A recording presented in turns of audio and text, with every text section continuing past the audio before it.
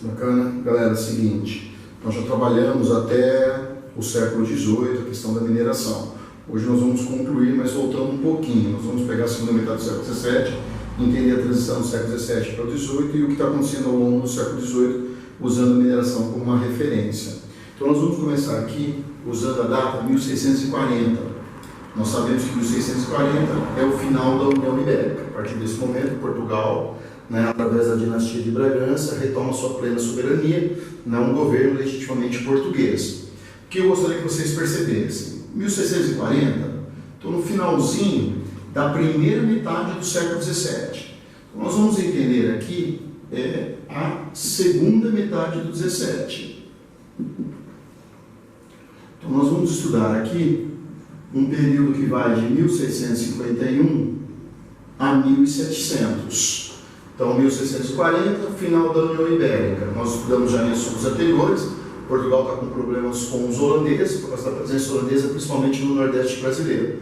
A expulsão, 1654, eu já estou entrando aqui na segunda metade desse 17. O que nós vamos destacar sobre este assunto? A partir da segunda metade do 17, década de 50, 60, 70, após a União Ibérica, Portugal restabelecido sua plena soberania, nós vamos perceber um aumento da presença do Estado português na colônia.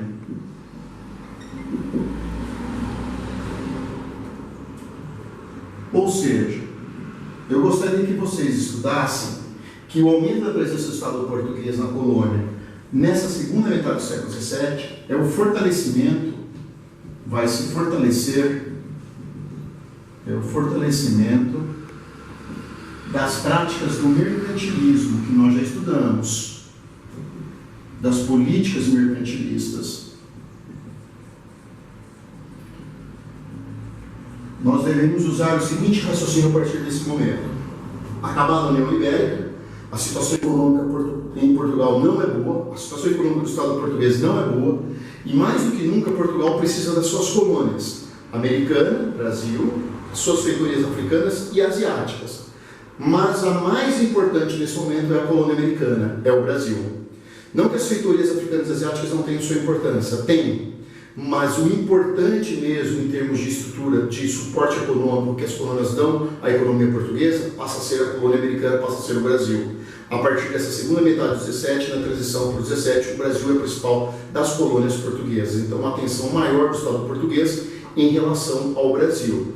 Nós já estudamos que a expulsão dos holandeses do Nordeste açucareiro, holandeses esses produzindo açúcar na região caribenha, faz com que a economia açucareira não desapareça, mas ela entre num momento de crise.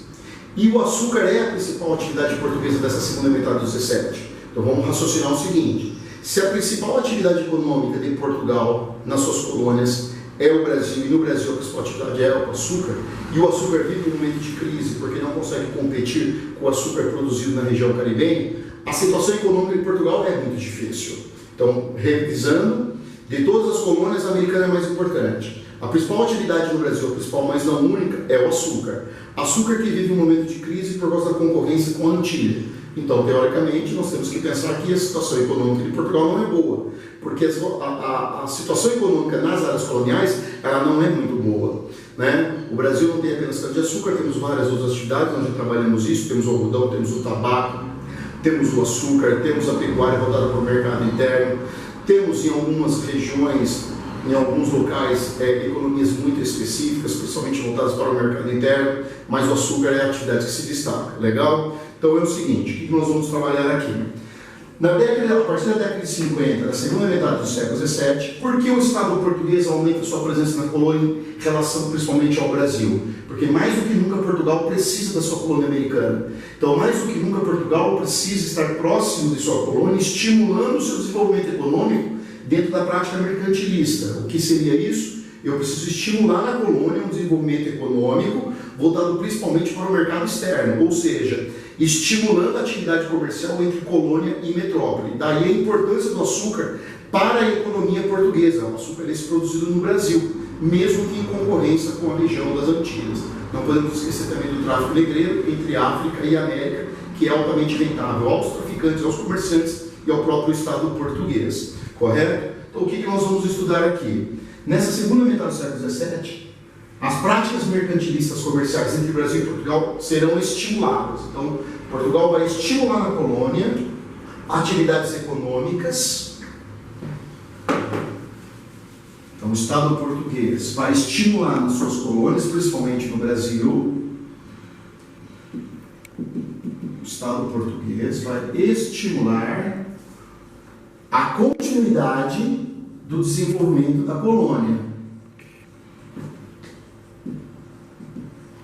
Então, quando a gente fala Portugal, o Estado português, dentro da chamada política mercantilista de forte presença do Estado na economia, o Estado português vai estimular o desenvolvimento nas áreas coloniais. No caso, estamos estudando o Brasil, então, principalmente na colônia portuguesa, americana, principalmente no Brasil.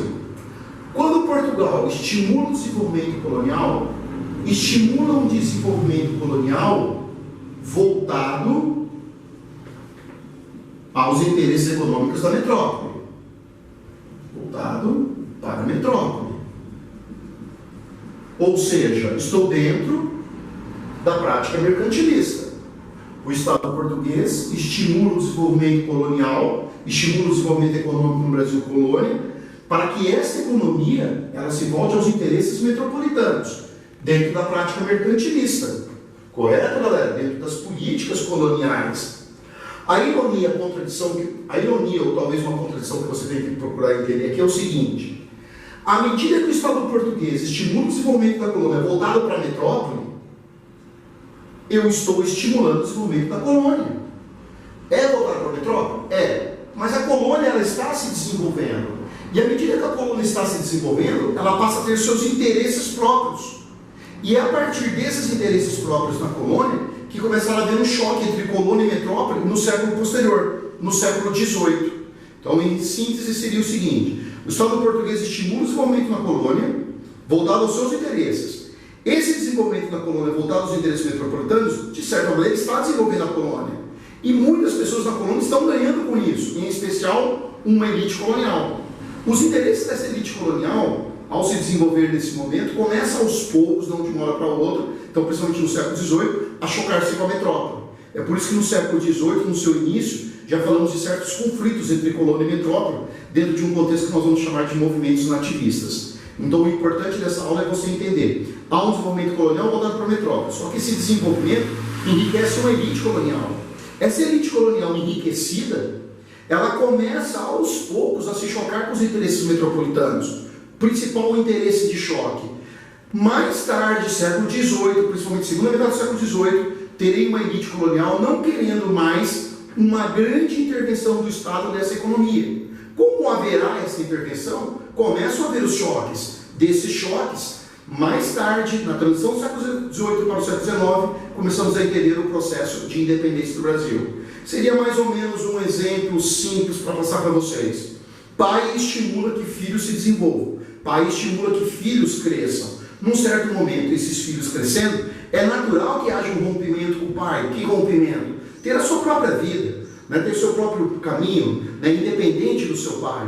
E muitas vezes, nesse processo de rompimento, nesse momento de ruptura, há choques, há tensões. Correto, galera? Então nós vamos voltar aqui para o seguinte: vou destacar dois fatores importantes nessa segunda metade do século XVII para mostrar a presença do Estado português no desenvolvimento colonial e como esse Estado português, ao desenvolver a colônia voltada aos seus interesses, desenvolve uma colônia e enriquece uma elite que posteriormente irá se chocar com ela no processo de independência. Bacana? Então é o seguinte, vamos destacar alguns fatores que muitas vezes são citados em exercícios ou no enunciado, no contexto, e pede para o aluno fazer uma identificação.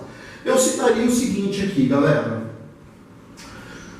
Portugal estimula o desenvolvimento da colônia, então Portugal quer estar mais presente na colônia, quer estar mais presente na questão administradora, fiscalizadora, principalmente na atividade comercial. Por isso que a partir de 1650, Portugal cria o chamado Conselho Ultramarino. O Conselho Ultramarino é o órgão responsável pela política colonial portuguesa? Será o órgão responsável pela política colonial.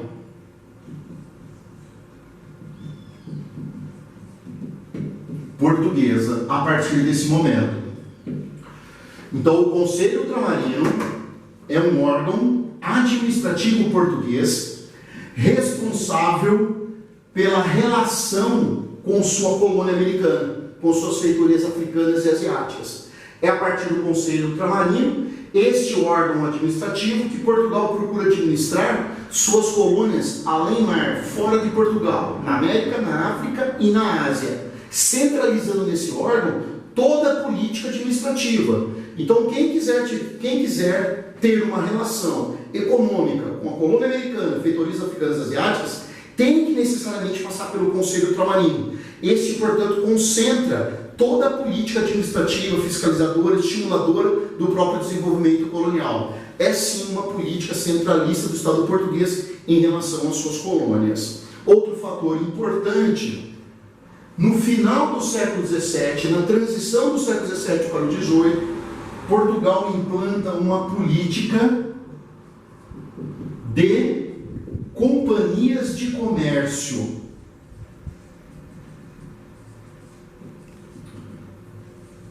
Política de companhias de comércio. Nós já estudamos isso na Holanda. Nós estudamos que na Holanda, após o rompimento com a Espanha, criou uma política de companhias, que deu muito certo, principalmente a Companhia das Índias Orientais. Vários países vão absorver essa experiência holandesa e vão adaptar a sua realidade. A Inglaterra fará isso, a França fará isso, Portugal fará isso, a Espanha fará isso. Mas cada um desses países que absorveu essa política de companhia vai adequar a sua realidade.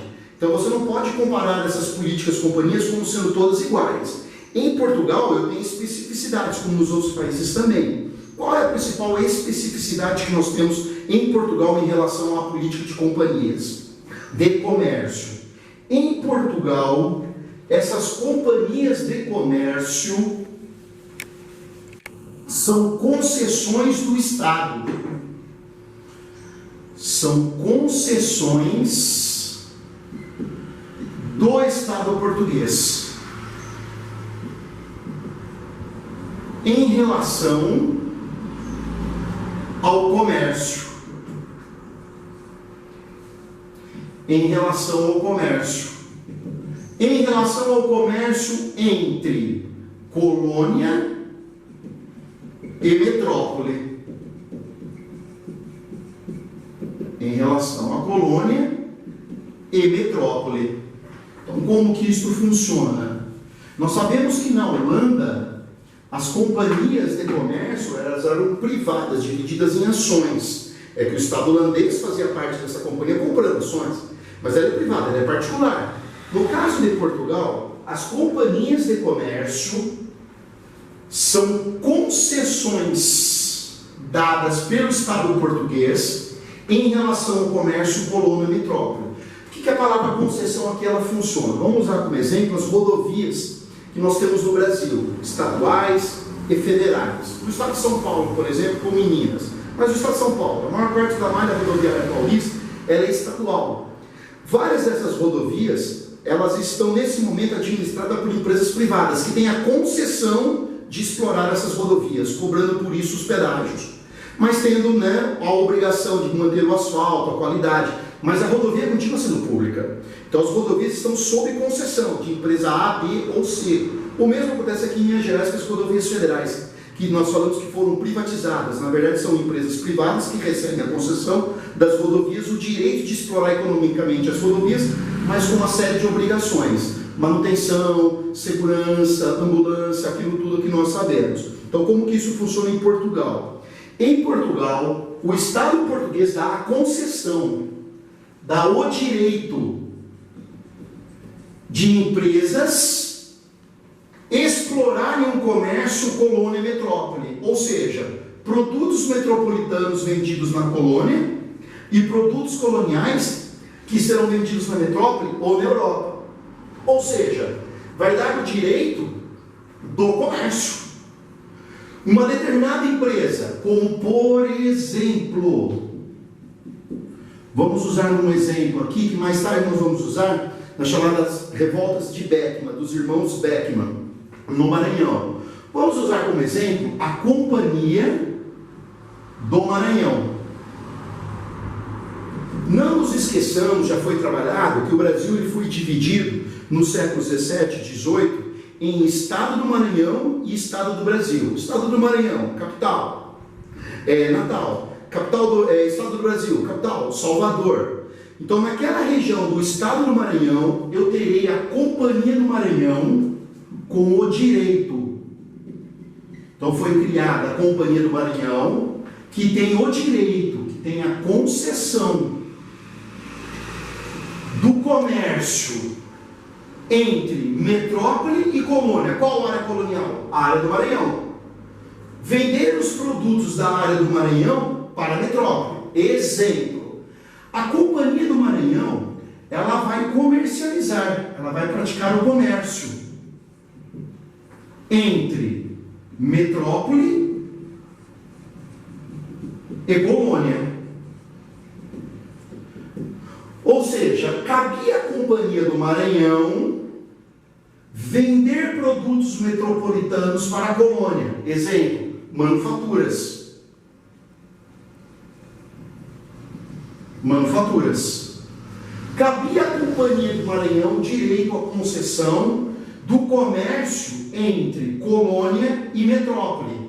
Exemplo, produtos coloniais. Quais são os produtos coloniais na região do Maranhão que se destacam? Exemplo, as drogas do sertão. Que muitas vezes o aluno passa batido nessa atividade, em alguns momentos é a terceira, ou em algumas por causa da região do Maranhão, a principal atividade entre colônia e metrópole. Então aqueles produtos que são retirados da floresta, especiarias, artigos de luxo, produtos ligados à área da farmacologia, esses produtos que são retirados da floresta, que nós já estudamos, e levados para a metrópole, quem faz esse comércio é a Companhia do Maranhão. Entenderam, galera? Qual é o objetivo do Estado português ao implantar essa política de comércio no final do século XVII, do 17 para o 18? Companhia do Maranhão, você que tem o direito à concessão de vender os produtos metropolitanos na área do Maranhão, você que tem o direito de retirar os produtos da área do Maranhão e vender para a metrópole, você com isso está estimulando a atividade comercial colônia e metrópole. Só que dentro de uma política mercantilista. Porque é o Estado português que está ditando essa regra. É o Estado português que dá o direito e a concessão para este comércio. Então estamos dentro de uma política mercantilista. O que se procurava fazer, mas não necessariamente foi cumprido, né, por causa das relações de ideia de lucro, de ganhos. A questão mais ou menos era assim: acionistas da Companhia do Maranhão, procurem vender os seus produtos metropolitanos, os produtos manufaturados para a colônia, a preços razoáveis, a preços não tão altos, para que o colono compre o produto de vocês e não de outros países dentro do contrabando, que Portugal tem dificuldade de fiscalizar. Então, estimulando os colonos a comprar o produto da Companhia do Maranhão, uma vez que esses teoricamente deveriam ser vendidos por um preço menor. Companhia do Maranhão, acionistas da Companhia do Maranhão, que compram os produtos coloniais dessa região, como por exemplo as drogas do sertão, procure pagar um preço melhor por esses produtos, procure valorizar esses produtos, para que os colonos vendam seus produtos a vocês, evitando que os colonos vendam seus produtos a outros países, dentro da lógica do contrabando, para não ter que pagar, por exemplo, os impostos. Em outras palavras, teoricamente, quando Portugal cria a Companhia do Maranhão, quer estimular a relação metrópole-colônia, colônia-metrópole, evitando, por exemplo, o contrabando, fazendo com que essa companhia venda os seus produtos a preços menores e compre os produtos coloniais por um produto valorizado, por um preço maior, evitando assim o contrabando. Não aconteceu. Por que não? Porque os acionistas da Companhia do Maranhão, que têm o direito à concessão, no momento em que eles recebem o direito a essa concessão, eles recebem o monopólio do comércio. Só eles, Companhia do Maranhão, vão poder praticar essa atividade comercial dentro das regras portuguesas. Qual é o raciocínio deles? Se dentro dessas regras nós temos um monopólio direito, é claro que eu vou vender os meus produtos a eles a preços muito altos. para ter uma grande margem de lucro.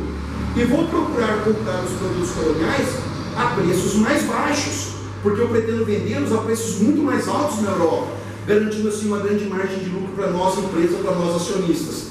Então a ambição dos acionistas, a ambição da Companhia do Maranhão em lucrar sobre a colônia, ao invés de fazer com que os colonos comercializem com ela a companhia, força muitas vezes esses caras a praticarem inclusive o próprio contrabando. É isso que mais tarde vai gerar uma situação de tensão e conflito, que é a base para explicarmos a chamada revolta de Beckman, dos irmãos Beckman, que se levantaram contra a Companhia do Maranhão, contra o monopólio que a companhia tem e a péssima relação econômica que eles estabeleceram com os nativos locais, com os colonos locais. Bacana, galera? Aí depois nós vamos falar da transição do século XVII e XVIII, a descoberta do ouro que já foi trabalhado. E aí a gente vai falar da questão da mineração, encerrando esse primeiro momento.